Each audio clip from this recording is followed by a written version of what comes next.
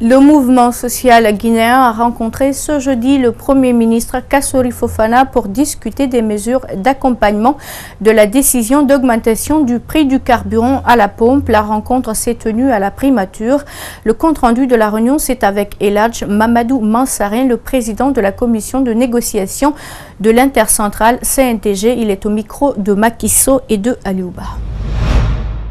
Il s'agissait du prix du carburant à la pompe et d'échange en échange, nous avons dit à monsieur le Premier ministre si ils doivent respecter les obligations que l'État a signées avec les partenaires extérieurs, il y a aussi des accords qu'on a signés et aussi sous l'égide de l'Assemblée nationale qu'il faudrait respecter. Donc il y a un pied du tripartisme qui manquait dans la salle, il s'agissait du patronat. Nous avons demandé que nous ne pouvons pas ouvrir n'importe quelle négociation autour de ce dossier de carburant et le prix du carburant ne peut pas être fixé sans qu'il y ait une négociation. Voilà la position de l'intercentrale, je vous remercie. Coup de théâtre ce vendredi 29 juin 2018 à l'université Gamal Abdel Nasser de Conakry. Le syndicat libre des enseignants et chercheurs de Guinée, conduit par Aboubakar Souma, a été empêché d'installer son bureau au compte des chercheurs de l'université.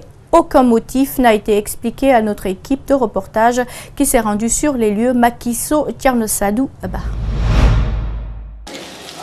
Il arrive dans le but d'élire le nouveau bureau du SLEG pour l'université Gamal Abdel Nasser de Conakry, à l'instar des autres universités du pays où se pratiquent des recherches. Mais c'est sans pour autant savoir ce qui l'attend. Regroupés devant une salle qui a été obtenue au forceps, les enseignants-chercheurs de l'université ne tiendront pas leur congrès. Le vice-recteur nous appelle pour demander un report pour coïncidence à la tenue du conseil de l'université, pour peur qu'il y ait des troubles en ce moment. Nous l'avons dit, si pour ça nous pouvons décaler l'heure du congrès, puisque le conseil d'université tient à 10 h, nous nous décalons pour midi. Nous sommes entendus sur ça. On nous a refusé l'octroi de la salle des fêtes.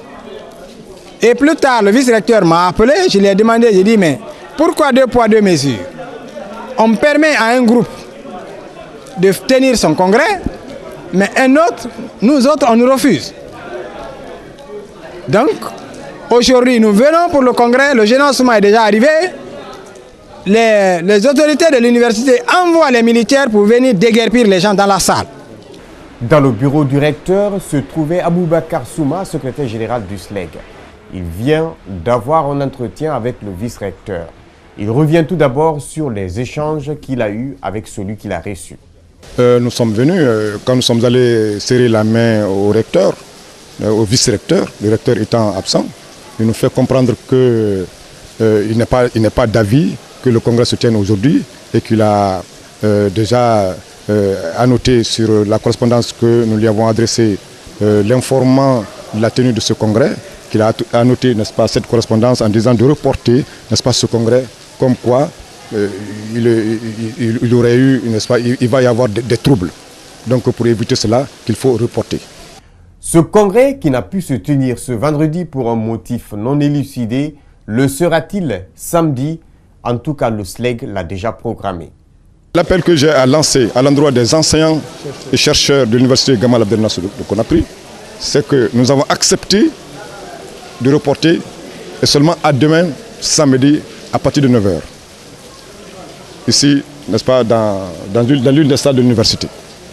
Donc, cela soit entendu par l'ensemble des enseignants et des enseignantes, n'est-ce pas, de cette université. Nous invitons tout le monde demain à venir massivement pour que nous puissions mettre en place ce bureau. Au rectorat, nous n'avons pu avoir un mot du vice-recteur, sauf, je cite, « Je n'accorde aucune interview. J'ai pris mes ablutions, je pars prier. » Fin de citation.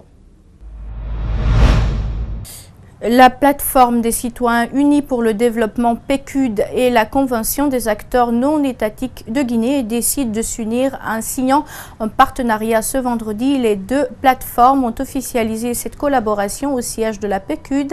Des orientations sont faites sur la nature de ce partenariat. Mamadou Sadio Baldé et Mohamed Al-Husseini Kamara. Il s'agit d'amorcer la confédération de la société civile guinéenne à partir des actes et des pactes.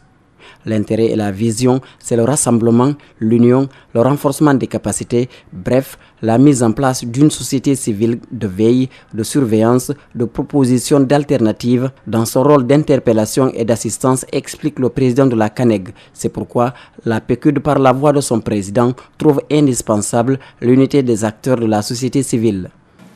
L'on sait que notre pays traverse un moment exaltant, un moment difficile,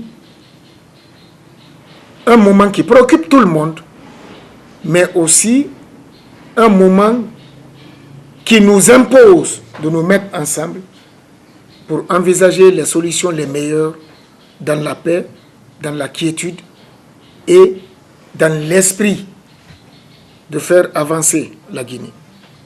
La Convention des acteurs non étatiques de Guinée a jeté un regard rétrospectif de l'évolution des 15 dernières années de la société civile. Son parcours mérite d'être revu, d'où la nécessité d'ouvrir la porte à d'autres organisations. Il serait important d'aller vers une autre organisation, une autre plateforme, ensuite vers une autre plateforme et d'autres plateformes, réseaux et associations pour que la société civile guinéenne puisse se réveiller et reprendre sa mission dans l'éthique et la déontologie. Les deux plateformes orientent leur collaboration sur des points précis. Instituer des rencontres de travail périodiques pour passer en revue la situation socio-économique et politique du pays. Échanger leurs informations et analyses sur tous les sujets qui touchent à la vie de la nation, mais également la situation au sein des organisations de la société civile. Les présidents de la PQD de la CANEG disent envoyer un signal d'unité et d'acceptation de la société civile. Ils appellent les autres acteurs, tous profils confondus, à comprendre ce message.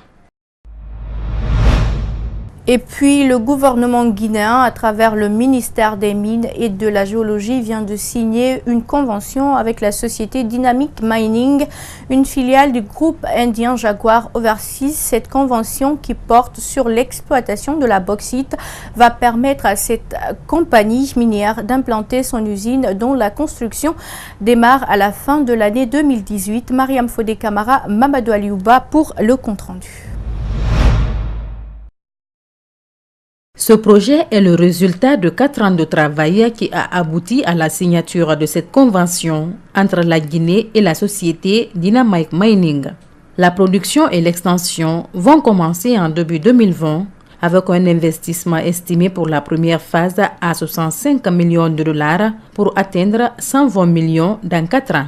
Aujourd'hui, c'est le résultat de 4 ans de travail qui nous amène aujourd'hui à la sécurisation de notre permis. La construction va démarrer en fin d'année avec un objectif de démarrer la production et l'exportation au début de l'année 2020. Cette convention, qui porte sur l'exploitation de la bauxite, permettra de créer de l'emploi à long terme. Pour travailler dans un climat apaisé, le PDG de la société Dynamic Mining s'engage à respecter le contenu local.